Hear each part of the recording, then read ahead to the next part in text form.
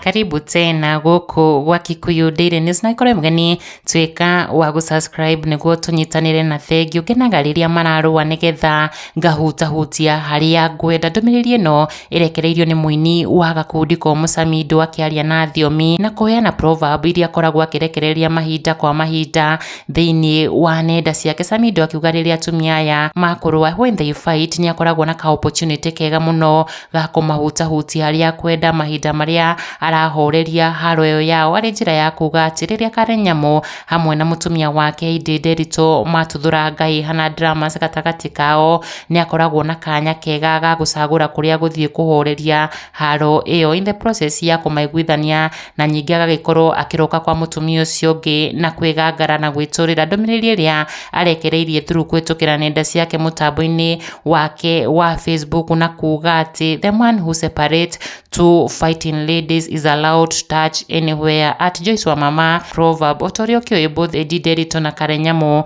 ni makoretwo magikania miario na gukanira muno guku nenda-ini ona thengia wa Edi kwiraihaniriria na ndugu yao. Ni tuonete Karenyamu agikia miario ya gututhura haro mwena wa Edi gukionekana riu Samidoh ni akenagio ni ndeto icio niguo akienjoy atumia ya eri ritwa ari kuhoreria bara. Ndûmîriri kana proverb ya Samidoh iria iguciriirie mashabiki hamwe na Kenya aria onao monanitie mawoni mao ngurani matongoirio ni Peter Kipngetich uria ugite some African men were born with genetic of poverty, you increase his salary, he adds another wife or girlfriend. Uyo anake akiuga vile uko allowed na nyamu kutouch anywhere. Ati Samidoh ni mwitikirie ni Karenyamu kumuhutahutia haria othe angienda. Nake fani uyo akauga Samidoh mahutie haria kwenda. Mwedi na Karen ni makoretwo makirua muno iguru riaku ati touch Ndûmîriri and Karenyamu because they are fighting for you. Virginia akiuga Karenyamu akahurwo bara ya githigithanio ni Ndûmîriri riria magacemania